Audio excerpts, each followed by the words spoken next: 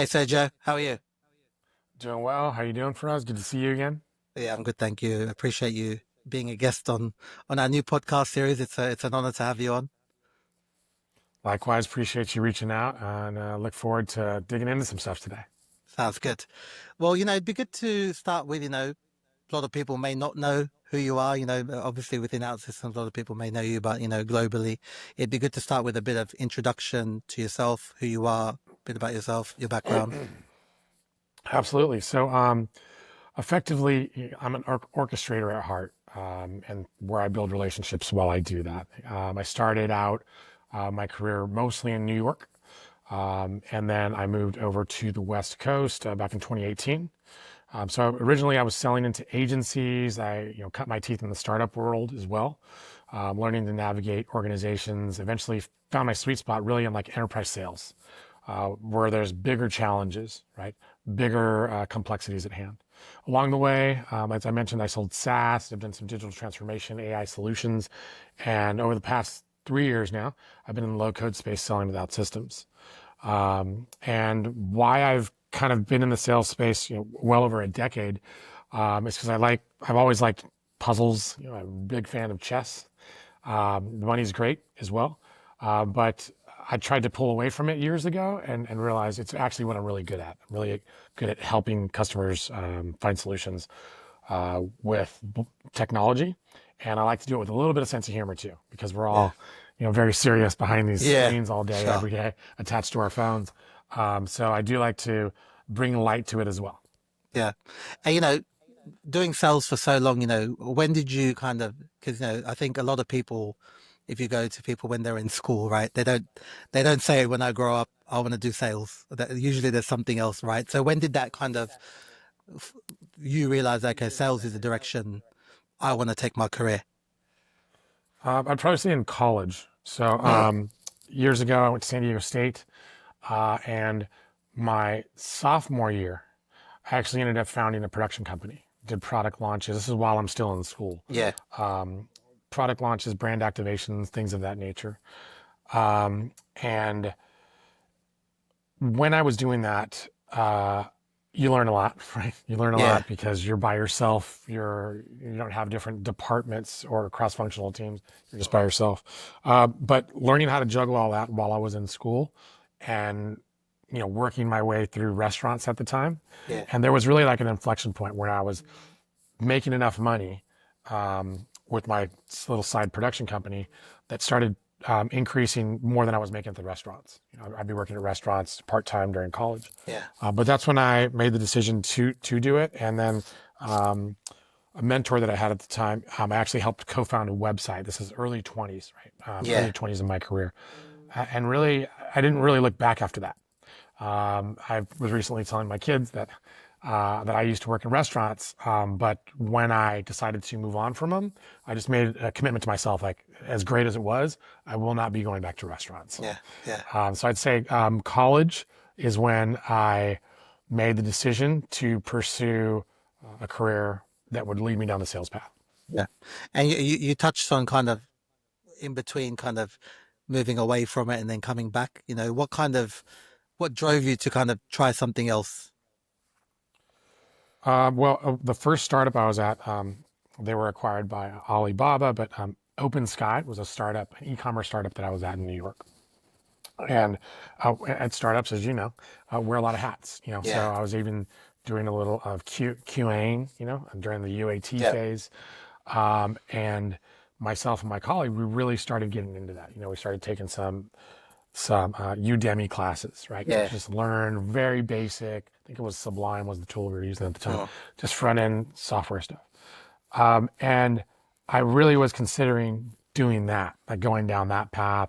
I talked to some people that were in operations, right? Trying to pick their brain a little bit and go that route.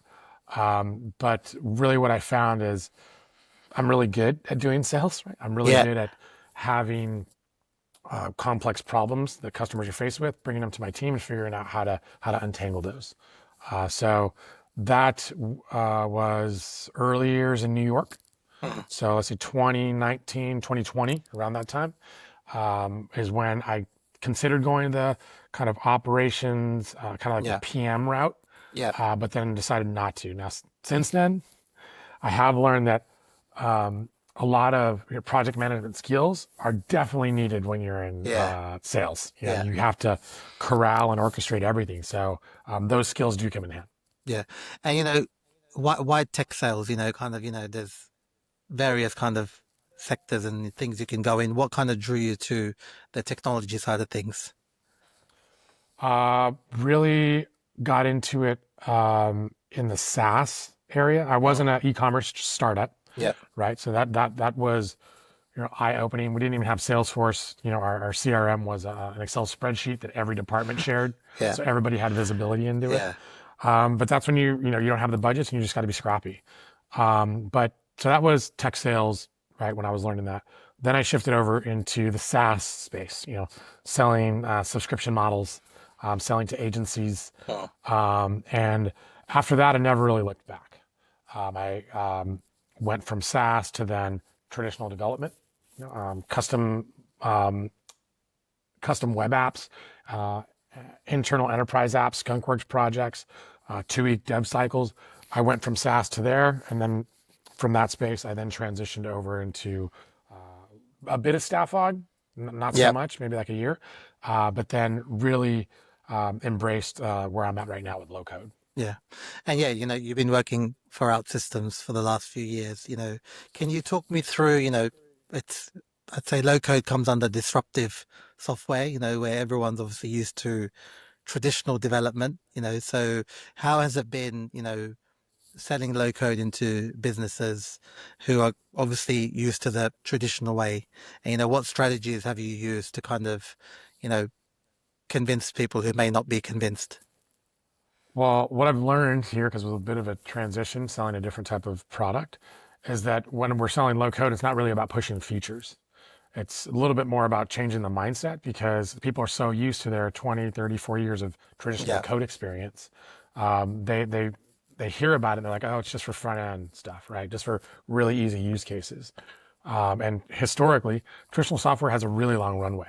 They say, how long is this project going to take? It's going to take 9, 12, 18 months, maybe 24 months, depending on the complexity. Maybe you have some very firm security requirements, and some of those are going to take longer.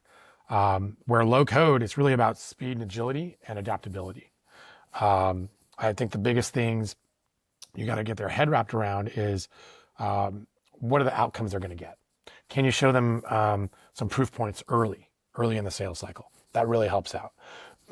Also, bringing in any type of potential skeptics earlier on in the sales cycle to build momentum. Some of the people that I typically are going to have a vote, because when people are purchasing these types of technologies, it's really decision by committee. Yeah. It's not one person. So you typically are having somebody from security, from the CISO team, an architect. They're going to have to do it. And then depending on the size of the engagement, you might have like a steering committee or a governing board, right? So if you can, it's not always the easiest thing, but if you can earlier on in the sales cycle, try and attempt to get some of those people in your meetings early, right? Because when you're not in the room and there's 3 or 4 other Yeah. people kind of voting on something, it's just going to bode well for you if you've already met with them, right? If you've answered their questions, if they've brought you some challenging scenarios, and even if you didn't have the solution there, if you and maybe your solutions architect, for example, or some of your technical leads can come in and help you with that, it's better to bring them on earlier. So I'd say the biggest thing is shifting mindset, because they're so used to purchasing traditional code or traditional software in certain ways. Really, it's a bit of a mindset shift that you have to do, and get them to know that it's not just about like low quality or kind of toy applications. Yeah. We do mission critical applications. There is highly secure applications and global, right? We are supporting multinational corporations globally. So that's another thing to kind of reframe the conception of what they have, because it's really not largely adopted in the market yet. Not a lot of people know about it. Yeah. And yeah, you touched on a lot of misconceptions that, these people have, in the boardrooms kind of low code, so is there kind of, the obviously advantages when you've got an architect in there with you, who's kind of helping show, the platform and what it does, what's the kind of, is there any kind of other pushbacks you've had, even now? I think low code is much better known now versus even probably when you started Right. 3 years ago. So have you found that process to be much easier as you've gone along selling the OutSystems platform? Where what I mean by that is when you're in the room, more people at least know what low code is, or they're more kind of under the idea of all low code is the same. Well, obviously OutSystems is different to a lot of other low code vendors who are for more kind of smaller applications. I'd say it's kind of there's kind of three buckets with it. You might have the CIO or the CTO that knows about low code. They might have had majority of my customers are Microsoft or Salesforce customers, right? They'll Yeah. have their offering, their kind of add-on offering, so they might have heard about it, but they haven't been using it. So that's one bucket. The other bucket would be people who have used it. Maybe they've used some other low-code offerings in the space, perhaps some of our competitors, and they've either had a good or a bad experience with it, right? And then the last bucket would be people that are kind of like low-code curious. They've heard about it. They think they know what it is, but not really. They might have seen like a ServiceNow commercial, right? Yeah. Or they might have heard about, Agent Force as Yeah. Salesforce was pushing that, last year. So those are three buckets. Now, um, all of them, I will say through all of them, there's always education. So there's always education going on with regardless of who you're talking to, because things are moving so fast. I think that when we really started getting a lot more visibility or consideration, I would say, was with the advancement of AI. Right? I will say that things shifted a bit Yeah. when ChatGPT was released. Um, Whereas I'd say the biggest thing, like when you talk about your Gartner conferences that I go to Yeah. regularly, they have some SIM conferences or you gotta have Foresters, etc. A lot of what they're talking about, a big thing, like all the rooms, it's standing room only when you go to those panels, is about AI, right? Yeah. And the biggest thing that I hear about it is, you know, what guardrails are going to be put in place. How are you going to regulate the way people are using it at work? And then really, where are the success stories? I would say it's very early on. There's only about a handful of customers that I've seen really truly leverage it, where they can talk about, maybe the metrics of some revenue that was saved, right, or speed to deployment. So I think it's still early stages, but I do think that once ChatGPT was released, and people started getting their hands on it, that's when a lot of people started thinking about the possibilities. So, and right now you see it. You see all the releases from Yeah. Perplexity, from OpenAI. You have Gemini, right? There's a few of them. I personally have only really used ChatGPT and Perplexity. I'm starting to play around with Gemini, but I think there's different use cases, right? And the same way that you, me, or everybody else are just kind of general consumers are Yeah. starting to use it. I think organizations are starting to do that. They're just doing it with a little bit more apprehension because they're testing it, right? They don't Yeah. want to do it on a full blown, PCI consumer facing Yeah. product. They might start on some internal use cases to see if it works and really push it to its limits to see like where's the breaking point, and what can you do with it. So right now, I think that what has shifted is really the possibility of people considering it, whereas before they really just thought it was like low quality items, and really it's not replacing engineering; it's really to accelerate their engineering and help the engineering teams that they have do things a lot faster and not just be bogged down with just patches and fixes. Because a lot of what people are faced with, depending on the size of the organization, that's what they're fixed with. Yeah. Yeah. And obviously AI is coming in also, it's disrupted low code a little bit as well, where people are saying, well, is low code going to be needed with the introduction of AI? How is that kind of, you know in your discussions with, customers and perspectives, in the last kind of 18, 24 months, have you found more people are kind of hesitant to go with low code because they're trying to do, like you said, kind of play out things with AI? Or, in the one conference last year, the Gartner analyst spoke about low code and AI together is the way forward. Is that how Right. businesses are seeing it, or is it still very not sure? Well, I think it depends on the organization, really, and the maturity of their IT team. You have some that are always on-prem forever. They don't want to Yeah, do it, and it's for security, or some of them that's just a preference, right? They're yeah, comfortable with it. Like no one's ever going to get in trouble for signing a Microsoft contract, yeah, right? Or no one's going to get fired for signing a Salesforce contract, depending on the yeah, cost. yeah, But they know that it's been around a long time, it's reliable, and they can be for sure with that. Now, combining low code with AI, yes, I do believe that's where things are going to go. I think even if you look at the NVIDIA's last earning report presentation, that's where it's going. Eventually, in like 3 or 5 years, it will be much more mature and much more fast. But right now, the combination of Gen AI and low code, that's where you're going to see um, massive acceleration, reducing acceleration of deployment. Sorry, also reducing the total cost of ownership, your TCO, and getting things done at a fraction of the time is really where I'm starting to see the skeptics, remove their skepticism a bit when mm, they're like, oh, okay, my colleague on this business unit, he launched something in 2 months. How did he do it? How they were working on projects for 9 months, couldn't get stuff deployed. Now all of a sudden, my colleague was using your platform, and now it's done in weeks, right? So I think um, that's not that's not a press release. yeah, That's not a use case. That's not a customer story. That's just a colleague or a peer at an enterprise organization telling somebody else, here's how I did it, right? We were faced with that before with some customers where they might have a scoped out a project. They'll give it to traditional code. They'll give it to the OutSystems team, and they'll say, go. And so far, I've had 3 customers where the OutSystems team has deployed it, in weeks or months, wow, and the traditional code folks had not.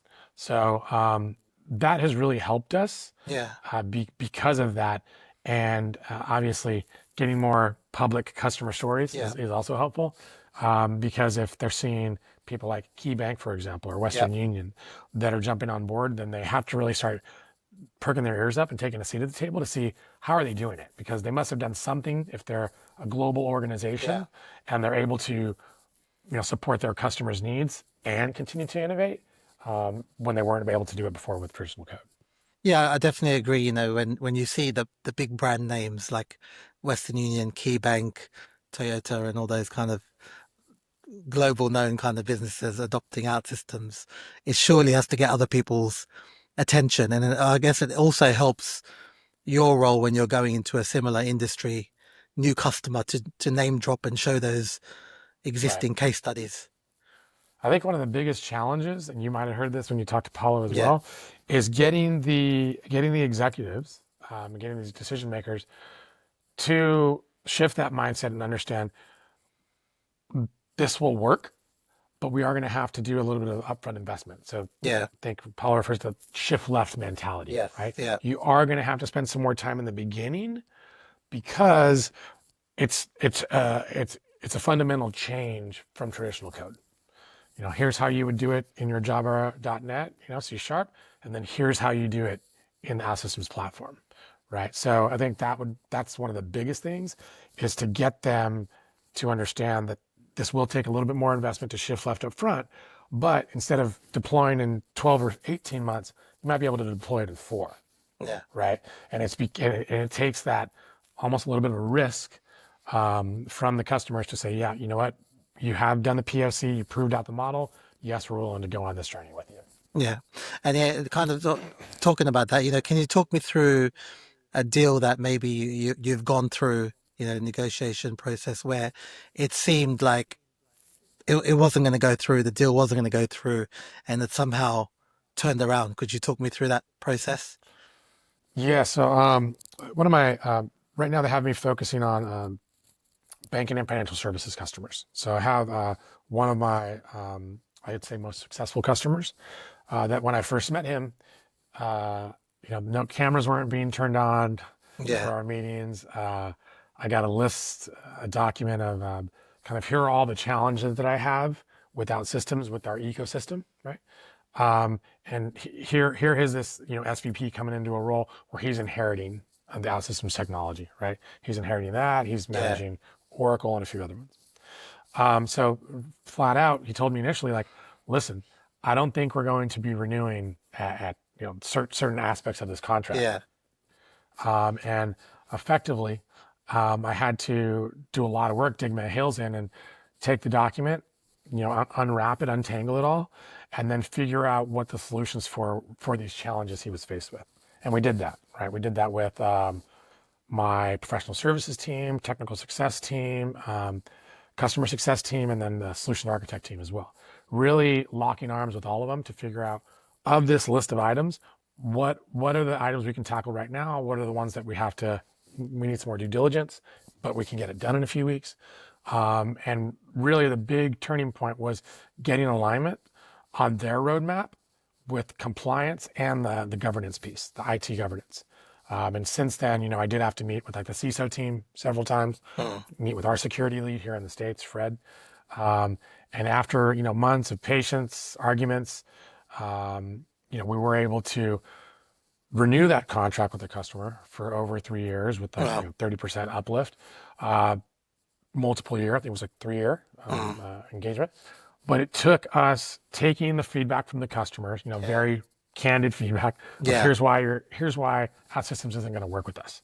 And we had to figure out and tell them, actually, we can work with you guys, and here's how you can do it. It really, my takeaway from that is that there wasn't a lot of engagement and enablement going on. Yep. And it wasn't until I came into the picture with this customer that we were able to do that. And we really turned it around from a customer that would have potentially churned a bit. Yeah. They would have reduced their spend. Yeah. To where we ended up increasing it and expanding it. We're continuing to expand that customer as well. Yeah. That's great. And I think, even, what we do obviously in the staffing side, and we work with a lot of your customers, and we have situations where other people come in who were not part of that decision of purchasing the platform, right? So they have no loyalty to you or the team, and they have their own kind of skepticism sometimes, or just own views. And that can be quite challenging to kind of convince them. So it's great that kind of you're able to go away and kind of break it all down and kind of tackle all those things and convince them to kind of become a larger customer than what they originally were, which is really good to see. Right. Yeah. And, shifting back to kind of, we were talking about AI, and, obviously there's probably not many use cases yet, but, Mentor was released, at one and spoken about, and, how, even if there isn't use cases, how has that conversation been for you of kind of, and how have customers kind of reacted to Mentor from the ones that have seen it or heard about it? And is that kind of helping the conversation when speaking to new prospects, existing customers, or is it just kind of at the moment kind of still a question mark? It mostly everyone is excited, right? I'm sure, if you were at one last year in Amsterdam, everyone is excited about it. You have, on top of that, in terms of the market, you have every one of the vendors that I mentioned earlier, all rolling out enhancements, all rolling out features for their offering. So the biggest thing I would say is everyone wants to know if we have it, right? Do you have AI in your platform? Do you have, GenAI in your platform? The answer is yes, and we've had AI in our platform for years. We have several patents, we have several white papers, so it's been in there. And that's the other part of it is, as you have some of these bigger players, Salesforce, Microsoft, Oracle, etc., SAP, right? They're all rolling out what they have. They've all been around a long time. So one of the things that I like to lean on is the fact that OutSystems has been doing low code for over 20 years, right? It's not an add-on or a bolt-on. It's been our core offering. Yeah. And what we've been pushing and why we've been leaders in the Magic Quadrant for years. So it's not anything new. It's more of, it's been here for a while. Now here's the next evolution of what we have. The biggest questions that we get is like, how fast can you build? Where else can we use it? Who else is using it? Like, what are your security protocols you have in place? So that's where a lot of the conversations start. Now, depending on the maturity of the company, I'm typically recommending, if you're going to be starting out with low code and then you're really into the AI piece, start off with some internal applications. Start off with some internal applications and prove out the model. Prove out the model not only for you and your team, but for your developers. Show that the developers can adopt this, right? Even though they're traditional code developers, they've actually latched onto this and they're producing code pretty quickly, right? Much quicker than they had before. So everybody wants to know about it. Everybody wants to ask, what you have, because anybody that's evaluating this, then they have to go back to their team and say, here's what I've, my due diligence, I've talked to this vendor, this vendor, this vendor. Here's the pros and cons. Here's where one falls short. Here's where one's better. So that's all going to happen. I'm really interested, so we'll see. I'm really interested to see if AI speeds up sales cycles. Yep. Because I've been doing sales a long time, and I will say this is one of the more complex and longer sales cycles for a lot of stuff that I've sold over the years, because it's touching so many teams. As I mentioned earlier, you're touching architecture, security, definitely going to have some UX people in some meetings, right? You have the engineers as well. So there's a lot of people touching it. So it's speeding up. What I hope for is, what I'm optimistic about, is it will speed up sales cycles. Internally, we are using AI as well. We have some tools that our sales team uses. Our support team has leveraged AI to answer tons of support tickets. And then typically in my workflow, like I mentioned earlier, I typically will leverage ChatGPT and Perplexity. I'm just getting into Gemini, but I'm using it right now for tasks that I have to do, where it's just a lot of repetitive things. I'm trying to leverage the automation piece of it. And it's great that you touched on the thing about, OutSystems have been kind of focused on low code for 20 years, right? Where if you look at a lot of players on that Gartner quadrant, it's kind of, they've done something else and now kind of entered the low code space because it seems to be something that they want to have as an offering. So no one said that to me before, which is quite a good point that you've touched on. So it's good to hear that. As someone who now, you've been doing it for a while, you've been selling it for a while. Low code's kind of better known now in the market. What would be your advice to, we sometimes speak to salespeople who we're trying to recruit for low code businesses who don't want to be selling low code because they find it to be too difficult because of traditional software. What advice would you give to someone starting a career in selling low code?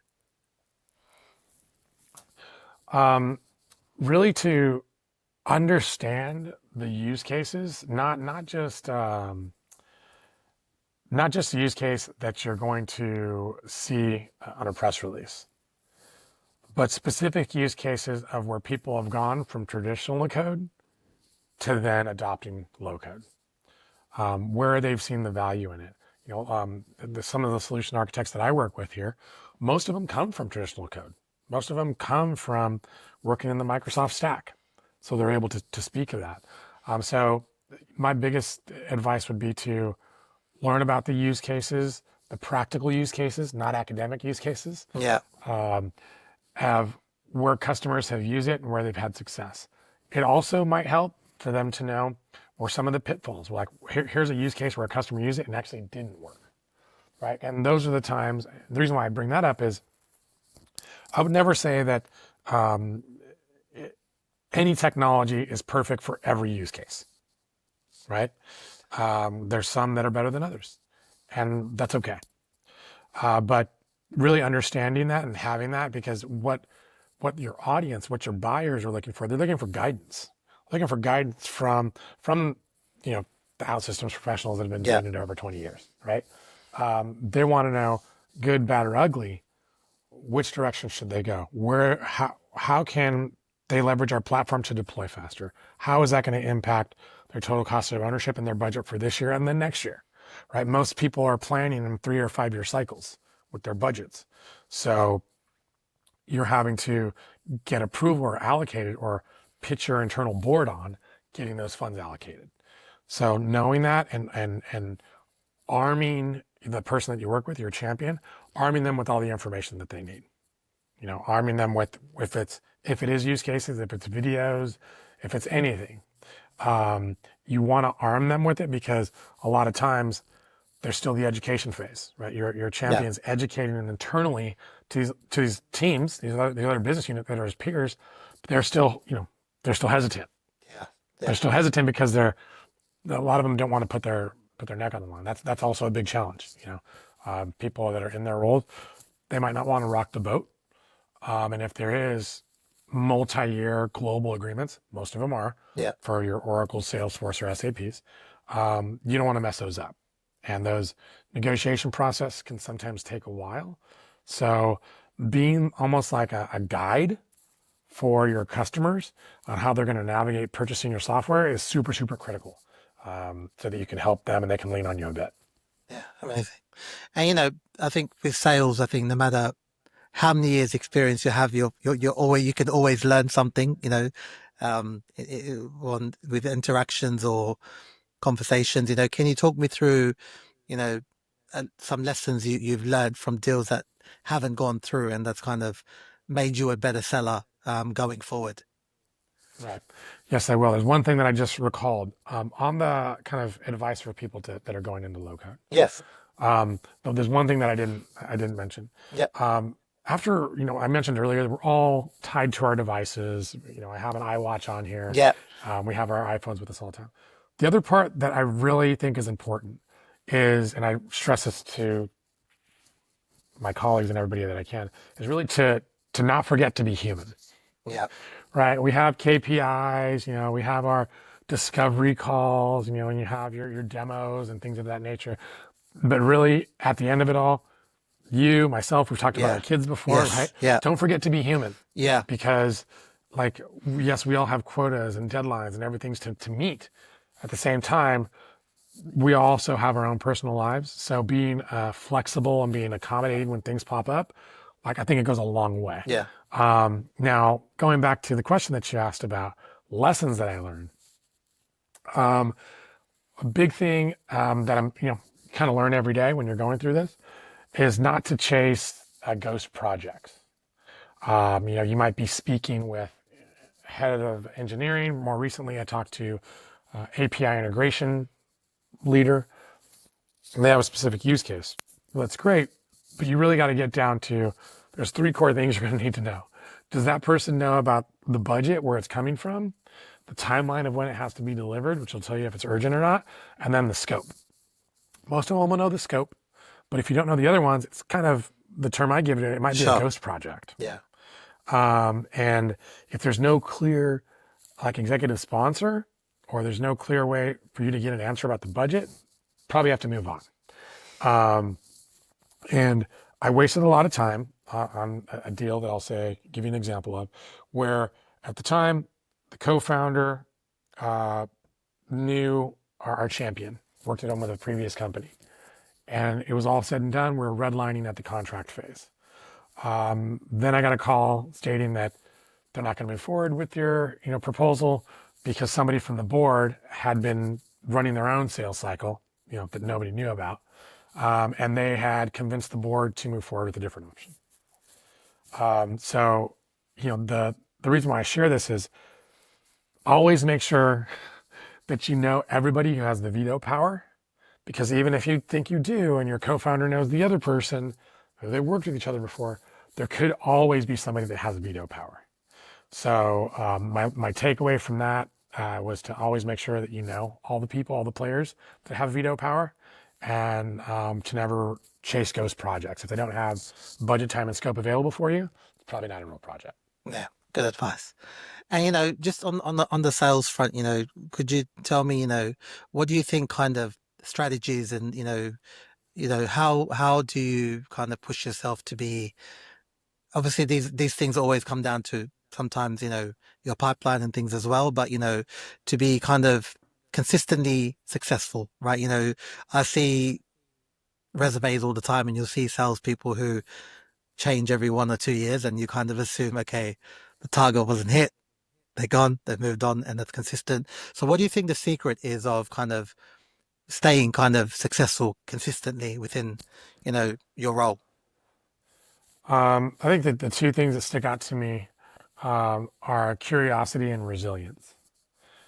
Curiosity, like you have to genuinely be curious about the person's world that you're selling to, because if you're not curious about it, you end up becoming transactional, and it's like a check the box thing. And I think people know that, and they see Yeah. that, and they can feel it when you're going down, a list of questions that your manager have said, like, you have to have them all Yeah. answered before you move it to the next phase. Um, to be genuinely curious, like, yes, you have all those questions, but those are not all the questions you can only ask. So being curious, and then being resilient, because there's way more no's than you are going to get yeses. Understanding that all these no's are perhaps a detour, right? It's not a dead end. Yeah. And then it's not really magic. It's like kind of showing up nonstop. When you have 5 deals not go through, you might Mm. have 1 or 2 that will go through 2 months later. Yeah. But staying resilient, staying consistent, showing up and following through, especially on the boring work. Yeah. There's a lot of unglamorous, boring work, administrative work that has to be done. So I think, when things get tough, because there's peaks and valleys, there's a lot Yeah. more valleys sometimes in sales.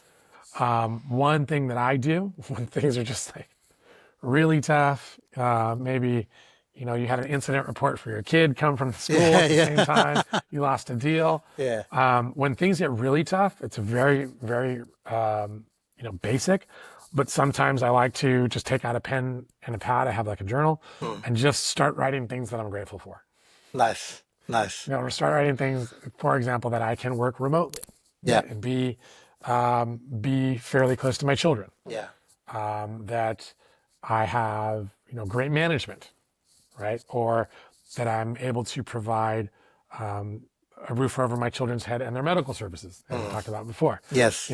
Those little things, when things are really tough, and you're kind of getting down on yourself, Yeah. when I find when I'm able to list out items like that, that really helps me a lot. So going back, curiosity, staying curious, and then being resilient. Those are the two things I would say, and to show up consistently, even when you're not at your best, Yeah. because eventually you'll get your momentum, and Yeah. the day will not end up as bad. Yeah. Yeah. That's great. And is there anything you do outside of your kind of, you know, 9 to 5 or whatever you want to call it, kind of, in your personal life, that kind of is in your routine to help you kind of perform in your work life? Is there anything you do extra that you feel I need to add this to my kind of routine? Obviously you've talked about the journaling and stuff for tough times, but is there anything you do to help yourself be at peak when you're kind of in the flow? Big fan of exercise. Yep. So whether it's doing resistance weights, running, biking, swimming, whatever, big fan of that. The other two things that I do, some people talk when they do these, when they're in this kind of sphere of health and wellness, they like to talk about it a lot. But I am a big fan of breath work and cold plunges. Um, I see a lot of those there is videos online of people yes, plunging. see a lot of that. Yes, it's gotten a lot of momentum. Yeah. The Wim Hof, I'm sure you've heard about Yeah. that. Holotropic breathwork as well. But I learned about it. I started getting into that about a year and a half ago. The sports things, I've always done that. Yeah. But started getting into breathwork and cold plunges about a year and a half ago. So there's a studio that I go to sometimes. My wife and I started a pretty regular practice of it. So if people have not done that, highly encourage that. Definitely helps with stress, anxiety, mood balancing, big benefits for that. And there is, neurological benefits to it as well. I won't go into all of it. Yeah. If people want to do their own research, they can. Sure. Andrew Huberman is a big person advocate about this. He has the Huberman Labs podcast you can check out. They're very dense though, so caution. Okay. If you go down that route. And the other part I would say is spending time with my family. My children are now on 5.5, 6.5 years old. So getting into sports. I'm helping my kid's baseball team now. Nice. And, I'm very active and involved with him, with my son with like baseball and basketball. And then my daughter, now she's getting into to dance, right? So being involved with my kids, that helps out a lot too, really to look at the reasons why we're doing all what we Yeah. do every day, right? So I'd say family time, some breath work and cold plunge, and regular exercise, because it helps you just really stay even keeled and balanced. Yeah. Yeah. That's nice. That's great. And, going back to kind of, your conversations with customers, and that's your role is talking to people all the time, right? So can you talk me through, a conversation something you've been really kind of surprised by, a conversation where you've been doing negotiating a deal with a customer, and they've said something that's really kind of surprised you in that conversation about, low code, or, just that process. So there was a recent customer of mine, strategic customer of mine, that I ended up taking over in the insurance space. And they did share that they were just dealing with pricing pressures. I think Microsoft and some of their other vendors are Yeah. applying that. So that the renewal was going to be smaller than expected, smaller than anticipated. A lot of people run into budget constraints.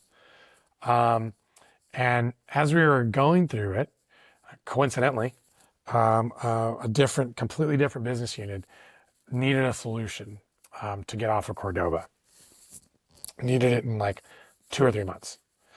So we ended up being able to support them, and the pricing pressure issue wasn't as much of a challenge, Mm. because this other business unit, which now have external facing applications that they have end of life situation going on, they have to get off it now.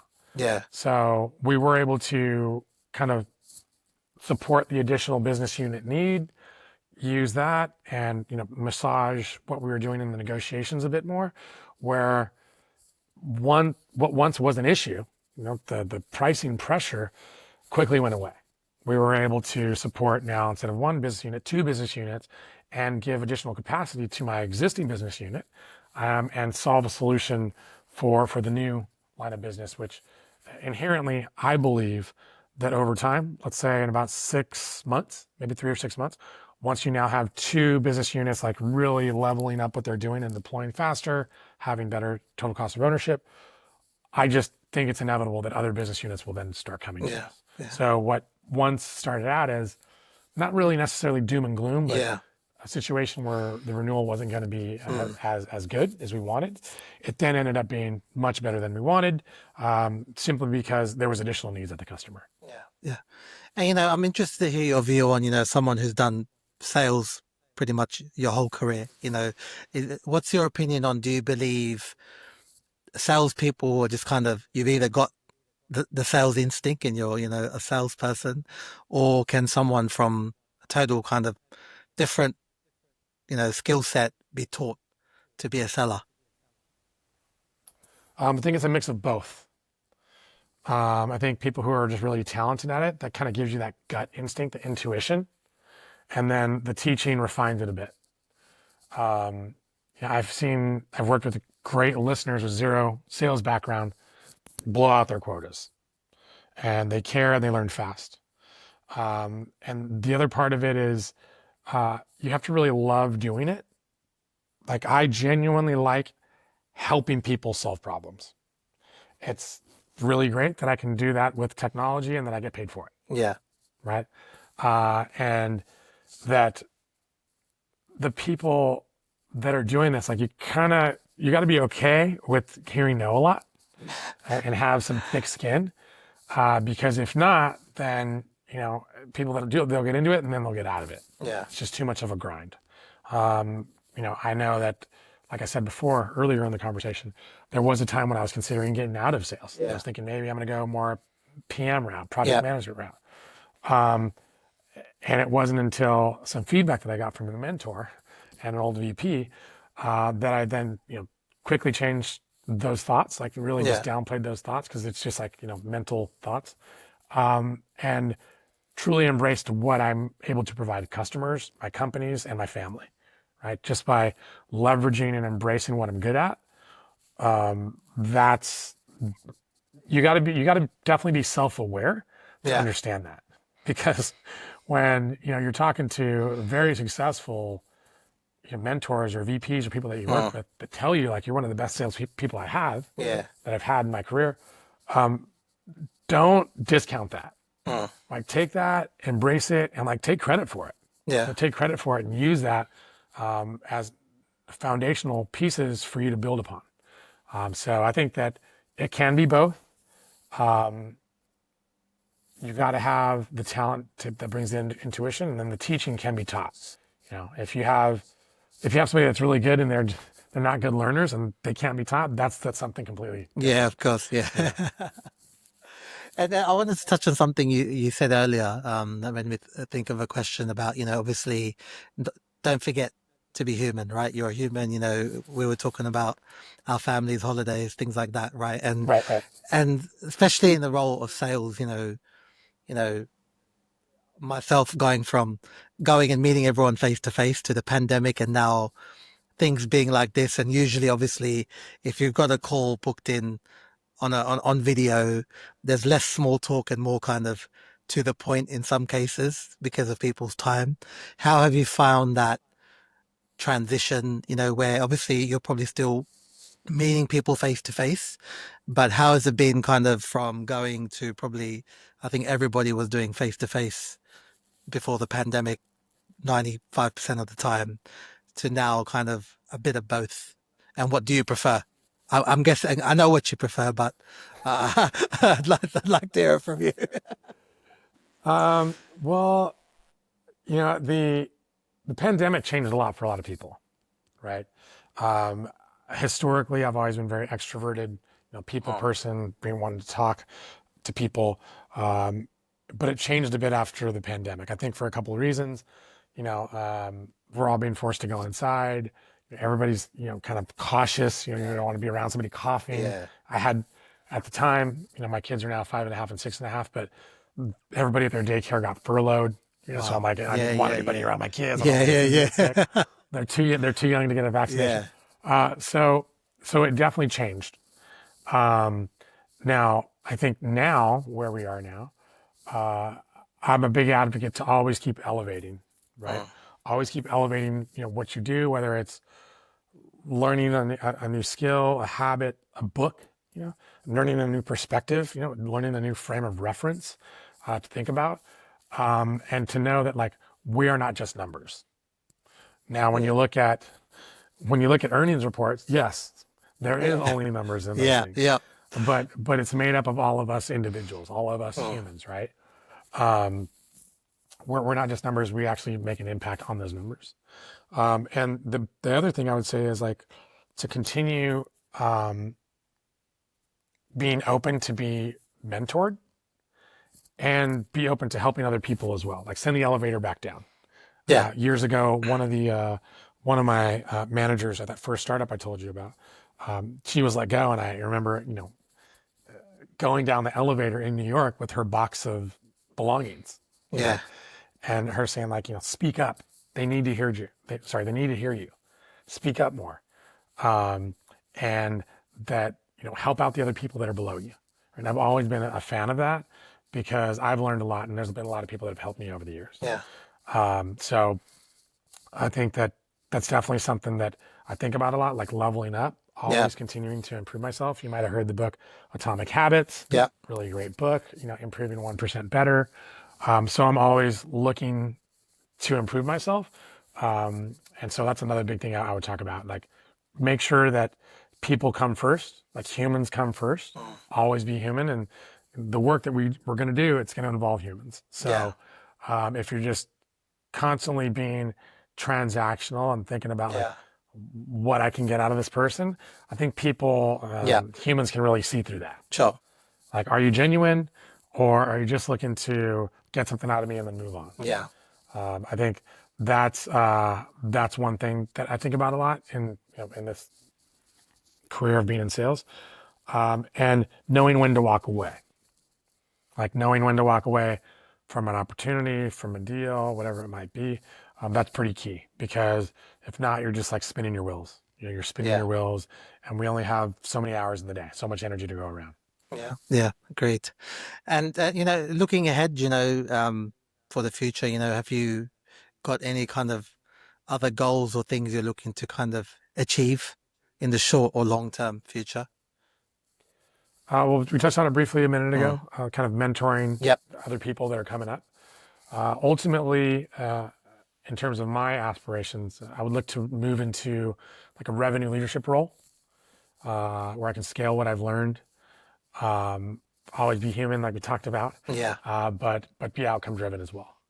So yeah, I mean, I want to continue with what I'm doing here, continue to build upon the success I've had here at OutSystems, and then scale what I've learned and be able to help and share that with other people, whether it's people that are below me or the cross-functional teams that I work with day in and day out. Yeah. Yeah. Amazing. Well, I appreciate you taking the time to speak to me. It was great to kind of hear your journey, your insights, your views, and kind of how you kind of do things your way and how kind of low code's been part of it and your journey with OutSystems. So I really appreciate you taking the time and sharing it. Yes, absolutely. Thank you for reaching out and continuing to make all the content that you make. That's how I first learned about you was Thank you. seeing the drag and drop content that you were producing before. So the fact that it's evolved into this and now you're segueing into more of the sales aspect of Yep. it. I appreciate you reaching out and continuing to be an advocate for bleeding edge technology like low code. Thank you. Thanks, Sergio. We'll keep in touch and I'm sure I'll meet you on the other side once I'm there somewhere. Yes, once you come to the States, we'll definitely have to get together. Sounds good. Thank you. All right, thank you, Perez.